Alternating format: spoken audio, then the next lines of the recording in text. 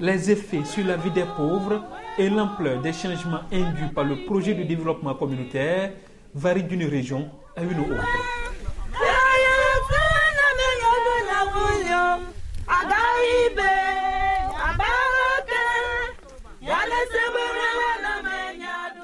De 2008 à 2013, le gouvernement togolais, avec l'appui de la Banque mondiale, a initié et mis en œuvre le PDC, Projet de développement communautaire, qui se trouve être un important instrument dans la lutte contre la pauvreté.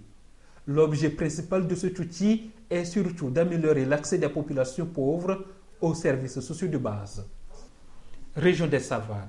Après une heure de route bitumée, nous empruntons la nouvelle piste rurale qui connecte les populations de Koubane au reste de la région. La piste que voici fait partie des travaux à haute intensité de main-d'œuvre à l'actif de la communauté. Derrière cet espace rocheux, nous apercevons les toits des habitations. Lentement mais sûrement, nous avançons. Et puis, nous y sommes, Koubane, avec ses hommes et femmes, mais aussi avec ses enfants qui chaque jour sont heureux des changements qui s'opèrent dans leur milieu.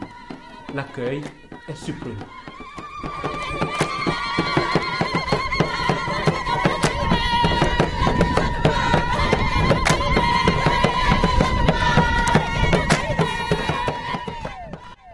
Nous n'avons pas cherché loin les raisons de cette jubilation. Il y a un an justement, les enfants d'ici découvraient pour la première fois un bâtiment scolaire en dur en remplacement des salles de classe de fortune. Conséquence, maintenant je n'ai plus peur de venir à l'école. Je dis merci à Gaïf, à nos bienfaiteurs. Le joyau est géré par le comité villageois de développement, CVD. Même en cette période de vacances où nous sommes arrivés ici, les enfants ont su mettre à profit leur temps. Pour la première fois, les cours de vacances sont organisés dans cet établissement. Un chant.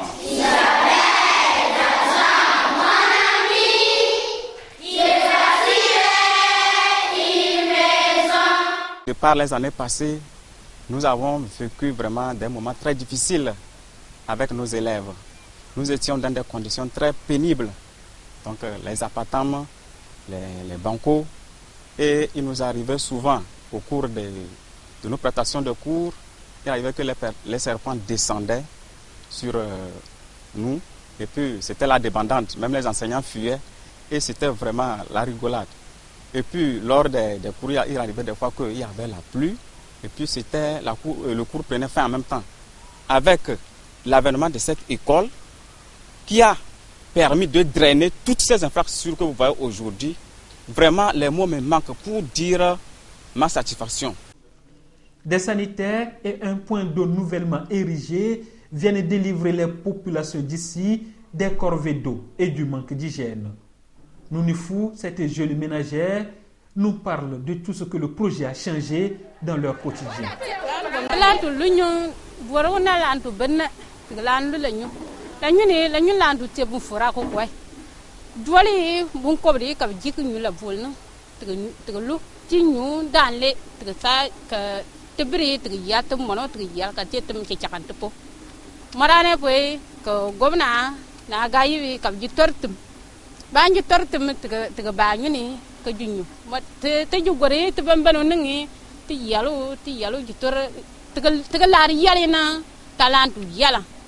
À quelques mètres de là se trouvait l'ancien point d'eau où la population venait s'approvisionner.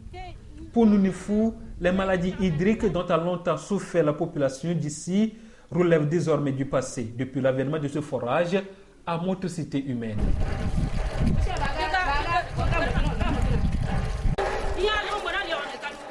Les infrastructures de santé et d'éducation pour garantir des soins et une éducation de qualité aux populations font également partie des composantes du PDC.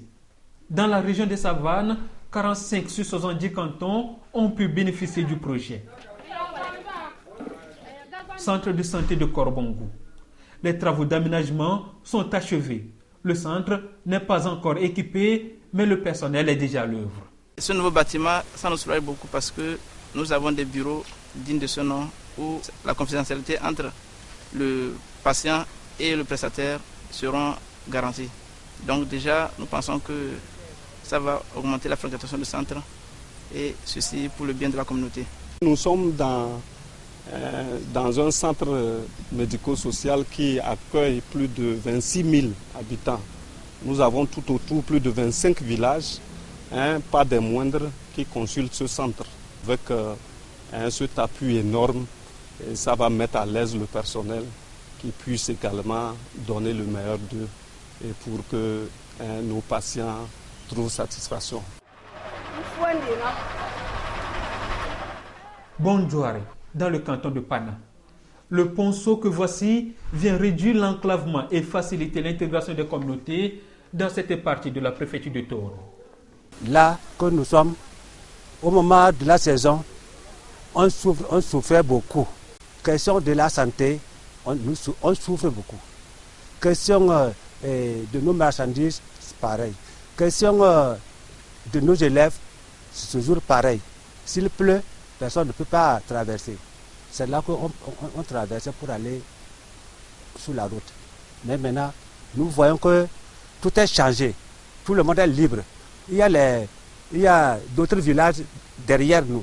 C'est là qu'eux aussi passent.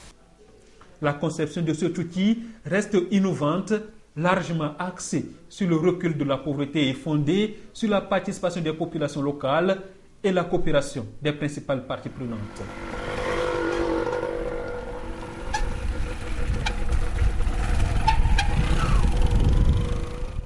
Nous sommes comme un cordon ombilical entre Agaïb, Savane et les communautés à la base.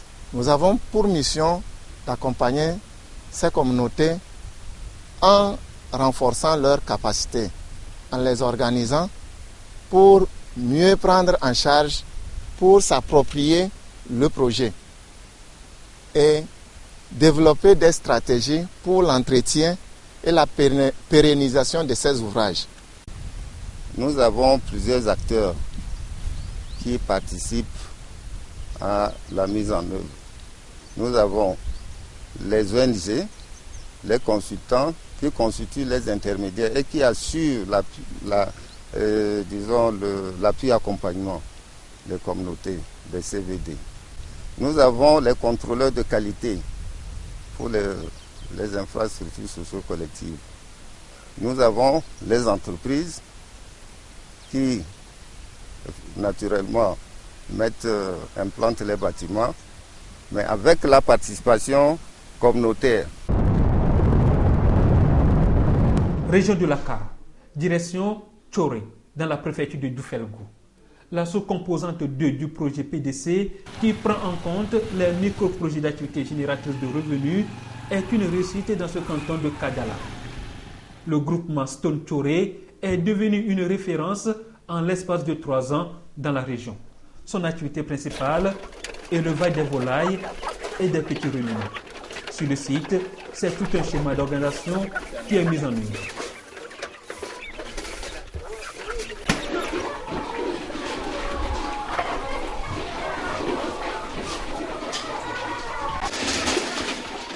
À partir de ce groupement, presque tous les membres ont des chiens, ils ont construit des maisons, certains ont acheté des moulins, certains des motos.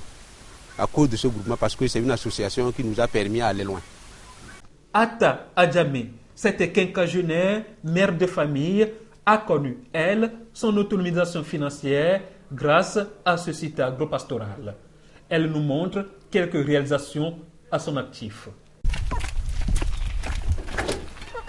Je vivais dans une maison sous paillotte. Aujourd'hui, je me retrouve avec 2 bâtiments de 2 pièces. Et puis mes enfants ont évolué sans problème. J'ai déjà certains qui sont à l'université maintenant, avec l'appui du groupement. Le comité villageois de développement confirme que la réussite de ce groupement influe indubitablement sur le quotidien des habitants de cette localité. Ils ont changé vraiment la physionomie de notre milieu. Par l'implantation, ça a retenu vraiment les jeunes. Les jeunes aussi ont vu comment leurs camarades sont en train de travailler. Ils se sont dit, au lieu de voyager, au lieu d'abandonner leur vieille, ils ont dû rester. Et nous croyons, de nos jours, il y a aussi des jeunes qui se mobilisent pour qu'on trouve au moins plusieurs groupements dans le canton. Le changement est observé un peu partout avec l'avènement du PDC. À Sara, dans la Kosa, de nouveaux hangars viennent conférer un nouveau visage à ce marché. Et c'est tout le canton de Sarakawa qui en profite. En dehors des grands jours de marché, chaque jour est un jour d'animation et d'activité pour les populations d'ici. Ce joyau vraiment réconforte les commerçants et les commerçantes, parce que avant ce n'était que des paillotes, et quand il pleut, les commerçants n'arrivent pas à écouler leurs marchandises. En saison sèche, les feux de brousse ravagent les paillotes. Aujourd'hui, tout le monde est fier. Avec la construction des 6 hangars, il y a eu les recettes qui ont augmenté parce qu'il y avait des paillotes. Et lorsqu'on a construit les 6 hangars, les gens commençaient pas à venir. Donc voilà un micro-projet qui vient d'être réalisé à peine d'un an. On voit l'effet et nous pensons que d'ici 2 ans, l'impact sera plus probant. Mis à part les micro-projets d'infrastructures socio-économiques, le projet a prévu financer et accompagner techniquement 150 micro-projets d'activités génératrices de revenus. Région centrale. Après plus d'1 heure de trajet, nous arrivons à Palada. Dans cet atelier de cuisson de gari ou farine de manioc, nous découvrons un autre groupement bien organisé. Zimbri, l'un des meilleurs groupements de la préfecture de Tchaoudjo. En l'espace de 2 ans, ces hommes et femmes voient progressivement leurs conditions de vie s'améliorer grâce au projet de développement communautaire PDC+. Dans cet atelier de cuisson de gari, on témoigne.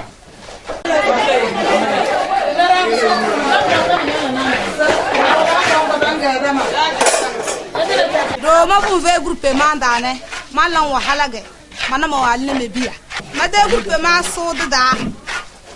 fu wona me des biya de sukuli tombol dey amaka de so da bololi de men verre mo yu ma de lese anga kesu groupe mak na croiser me de su biya da wi sukuli ama groupe mak na da ke vozma me de biya de sukuli o bogoli.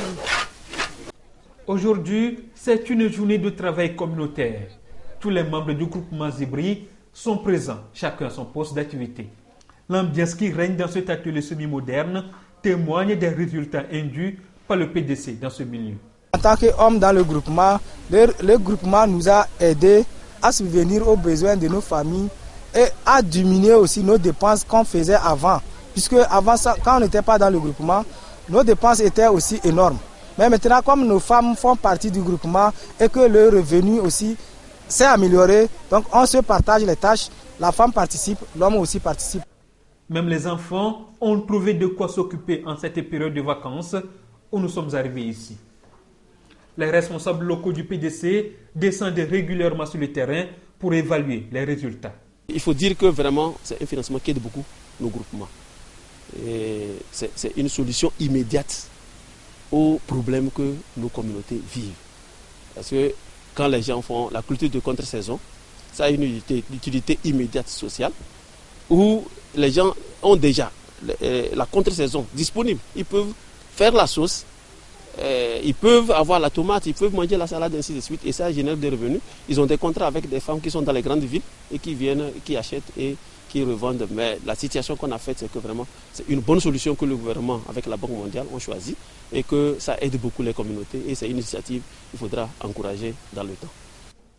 On comprend alors que les perspectives économiques sont en train d'être améliorées, la promotion de l'entrepreneuriat local stimulée.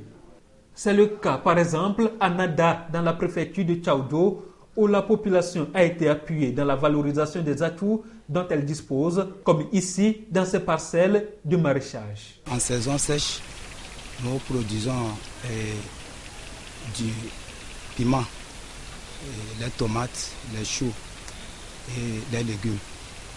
Bon, en saison de pluie, nous exploitons une partie de notre parcelle pour faire du maïs. Et nous avons aussi du riz et nous faisons aussi des laitues. À Gaïb, région centrale nous a appuyé, il nous a aidé et nous a donné un fonds de 1 710 000.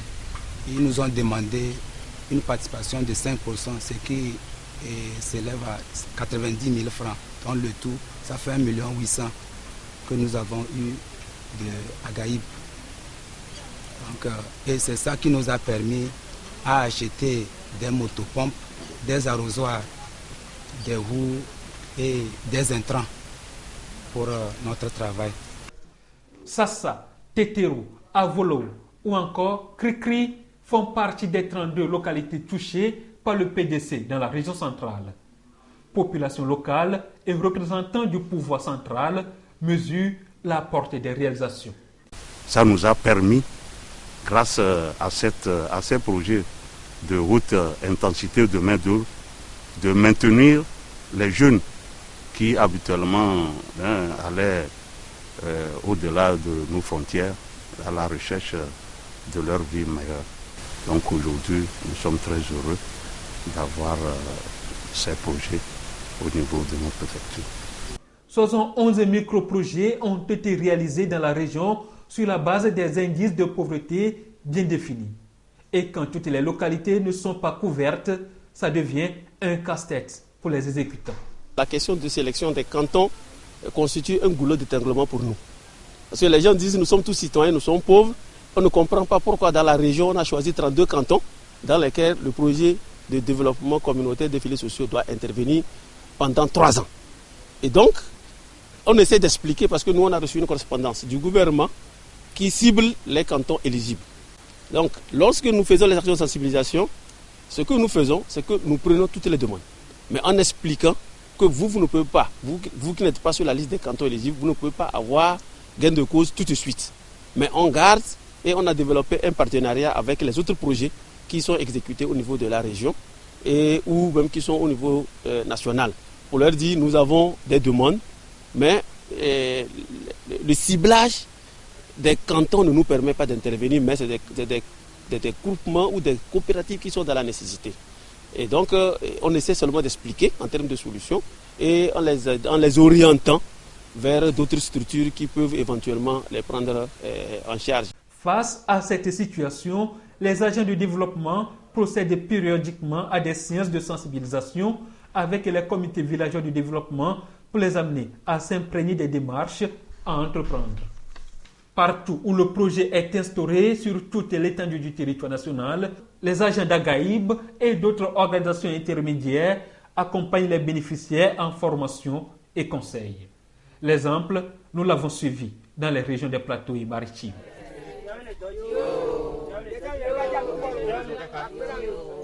Ces volontaires, avec leur équipe, inculquent ici aux paysans la tenue régulière d'une comptabilité simplifiée de gestion de leurs activités. Et les résultats sont là. La tenue des documents comptables de gestion financière et de gestion financière. Là, on pense au classement, comment avoir des reçus lorsqu'on achète quelque chose. Et après, comment les classer par ordre chronologique en numérotant les pièces. Ce module permet de comprendre ou bien de donner la transparence totale sur l'utilisation des fonds. Avant, nos loges n'étaient pas comme ça. Dans la gestion du projet, nous avons essayé de construire un loge pour les animaux. Actuellement, nous avons 21 bêtes. Donc 5 sont en gestation, un mâle et 11 petits actuellement dans les loges. Au ministère du Développement à la base, de l'artisanat, de la jeunesse et de l'emploi des jeunes, on reste visiblement satisfait des résultats engendrés, même si le chantier reste encore grand de taille. À travers le programme de développement communautaire, le gouvernement facilite l'accès des communautés à la base à des services sociaux de base, notamment dans le domaine de l'éducation, de la santé, de l'accès à l'eau potable, l'énergie. Également, ce programme permet aux communautés de disposer de ressources, de petits moyens pour développer des activités génératrices de revenus.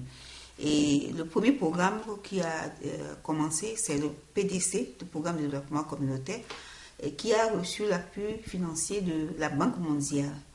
Et à travers ce programme, ce sont les services sociaux de base des populations qui sont satisfaits. Mais ces services sociaux de base sont identifiés par les populations elles-mêmes qui connaissent, qui sont les mieux placées pour connaître leurs besoins et qui établissent leurs priorités, puisque les besoins sont à la fois importants, nombreux, et donc il faut absolument qu'on puisse établir des priorités. Donc ces populations établissent leurs priorités, mais aussi elles s'engagent non seulement dans la conception de ces micro-projets, mais dans l'exécution et le suivi de ces projets. Donc avec le PDC, qui était le premier programme de développement communautaire, on a pu accompagner les communautés dans la mise à disposition des infrastructures, des centaines d'infrastructures en faveur des communautés à la base. Et c'est également beaucoup de communautés organisées en groupement qui ont pu développer des activités génératrices de revenus. Mais ce qu'il faut noter, comme les besoins étaient importants, et notamment au niveau de l'appui qu'on peut apporter aux communautés dans le développement agricole, on a eu des actions qui ont été très tôt menées ensemble avec le ministère de l'Agriculture pour apporter des engrais, des semences aux agriculteurs, mais également on a pu toucher des communautés dans la lutte contre la malnutrition au niveau de certaines familles qui sont défavorisées. Et comme résultat concret qu'on peut noter, c'est que des communautés sur toute l'étendue du territoire disposent désormais de bâtiments scolaires qu'ils ont conçus, développés eux-mêmes, mais également des unités de soins périphériques, des ponceaux qui sont construits par-ci par-là, des points d'eau, etc. Également, il y a eu des centaines d'activités génératrices de revenus qui ont été développées. Selon le rapport provisoire du PDC, ces résultats ont été atteints grâce surtout au réseau de partenariats et de collaboration développés. Mais la grande interrogation porte actuellement sur la durabilité du projet et le secrétariat technique devra encore développer une nouvelle stratégie de mobilisation de ressources pour les perspectives de renforcement du projet et le financement de nouvelles activités, toujours au profit du bien-être des populations.